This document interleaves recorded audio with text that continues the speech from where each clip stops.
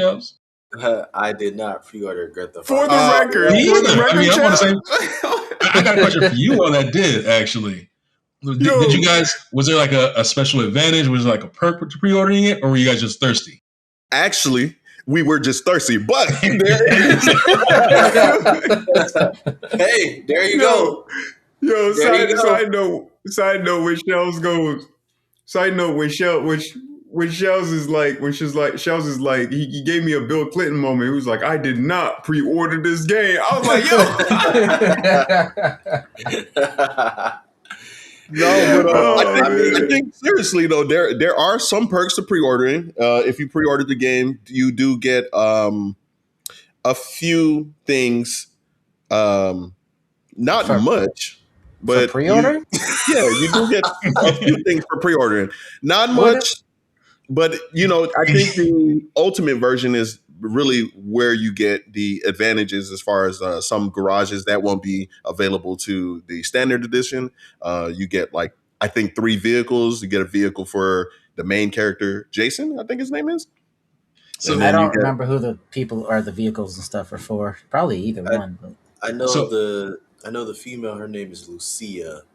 Don't remember the guy's name. Jason. It's Jason. Oh, Jason. So I got a controversial take for you guys that pre-ordered it. Yes, sir. I mean, obviously, you guys are obviously thirsty for pre-ordering, but I'm gonna stop saying thirsty. Come on, bro. We just wanted to be a part of history. The problem I'm seeing is the fact that we haven't seen any real gameplay or anything about the game at all. And the fact that they're doing this whole thing where they're doing the paywall, they're locking content behind the paywall, and then it's and then there's no physical copies. So it's in a world where it's all digital. Then what's why offer them your money before you see anything, you really see anything of substance at all? And it's hey, it's digital. You're not going to run out of copies. Everyone's going to get a download. I get no special perks, but hey, here's my money in advance. Just give up your money. Got to show your support, bro. That it's kind of like one of those. It's kind of like one of those great Tesla moments. I think it's the what was the Tesla? The Cybertruck, I think it was. Nah. It was the one that's supposed to have a 0.9 second or something like that, sub 1. The Roadster. Tesla Roadster. The Roadster, yeah, the new Roadster or whatever. People have had their money. I think you had to put $5 or $6 grand down or something like that. They had to put 50, I think. 50 grand. Okay, so not a small chunk of change. You know what I'm saying? So people pre-ordered that car and have been waiting. What? I think it was supposed to release in 2017. That was you know what I'm saying? So I think that was right around. I could be wrong on a release date for it, but it's and actually I think one guy in Europe circled back and sued to get his money back. And I heard that story a couple years ago. But I mean, but circling back to GTA though, I agree with you. I do think that one of the things that's sort of it's kind of shady. I think a lot of folks have gripes about not seeing any real gameplay. But here's what I'll say. I will say, and not taking shots at any other console developers and gaming companies out there, but for example, State of Decay 3 is right now getting ready to get released, and that game has been on hold for a while. They put that game in pre-alpha, and they started showcasing a lot of the capabilities of whatever in that game.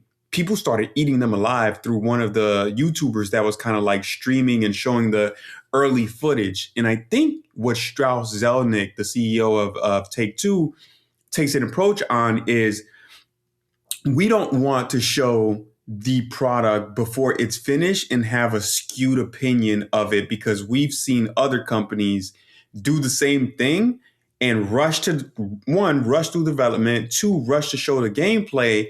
And now not only did you rush to develop the game and you showed either unrealistic capabilities or that wasn't necessarily in the game and you had to pull those things out because they didn't get finished or something like that. And then now you have to ship something where the consumer now feels like they've been sort of gypped as a result of that. I think So to combat that, though, I think the fact that one of the things that makes me feel a little bit not necessarily, safe about pre-ordering, and by the way, I don't generally pre-order.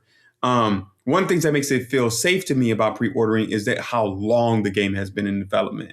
If they screw this up, considering their run of Red Dead Redemption 1 and 2, great games, great graphics, great foundation of their game development engine, and they mess this up, oh man, you just throw them out with the bathwater, man. Throw them out with the bathwater. That's the last time. It will be an Anthem moment for me where I'm like, I think Anthem, by the way, and I think this is like the second or third episode I brought up Anthem now, but like Anthem was almost every episode, but Anthem was the breaking point for me where I was like, okay, like I'm no longer pre-ordering any game whatsoever.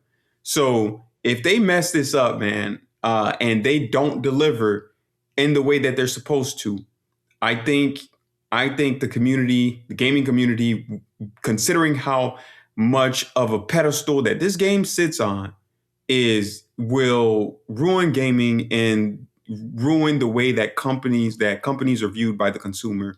And considering that the consumer is getting smart anyway, or much smarter about the way that these companies operate today. So I don't know. It's risky. It's risky.